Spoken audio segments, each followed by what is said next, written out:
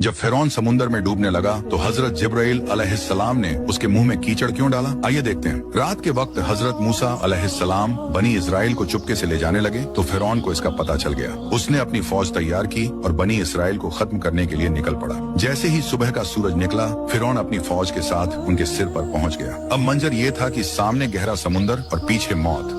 बनी इसराइल खौफ से चिल्लाने लगे, यकीनन हम पकड़े गए। लेकिन हजरत मूसा अलैहिस्सलाम का ईमान ऐसा बुलंद था कि खौफ की आंधियां भी उसके सामने बेअसर हो गईं। हजरत मूसा अलैहिस्सलाम ने कहा, हरगिज नहीं, बेशक मेरे साथ मेरा रब है, वही मुझे रास्ता दिखाएगा। अल्लाह के हुक्म से उन्होंने अपनी लाठी पानी पर मारी। देखते ही देखते समुंदर फट गया। पानी दोनों तरफ बड़े पहाड़ों की तरह खड़ा हो गया और रास्ता बिल्कुल सूखा बन गया। हजरत मूसा अलैहिस्सलाम और बनी इसराइल आगे बढ़े। फिरौन और उसकी फौज ने सरकशी और दुश्मनी के साथ उनका पीछा किया। जब हजरत मूसा अलैहिस्सलाम और बनी इसराइल का आखिरी इंसान दूसरे किनारे पर पहुंच गया, अल्लाह ने पानी को मिला दिया और सभी को गर्क कर दिया। जब फिरौन डूबने ही वाला था, उसने कहा, मैं ईमान लाया कि कोई माबूद नहीं सिवाय उसके जिस पर बनी इसराइल ईमान लाए और मैं फरमाबरदारों में से हूँ। जब हजरत जिब्राइल अलैहिस्सलाम ने ये देखा तो समुंदर से कीचड़ लेकर फिरौन के मुंह में भरने लगे, इस डर से कि अगर वो तौबा के अल्फाज कह दे तो कहीं अल्लाह की बेइंतहा रहमत उस तक पहुंच न जाए। आपने अल्लाह की इतनी बेइंतहा रहमत के लिए अभी तक कमेंट और शेयर भी नहीं किया।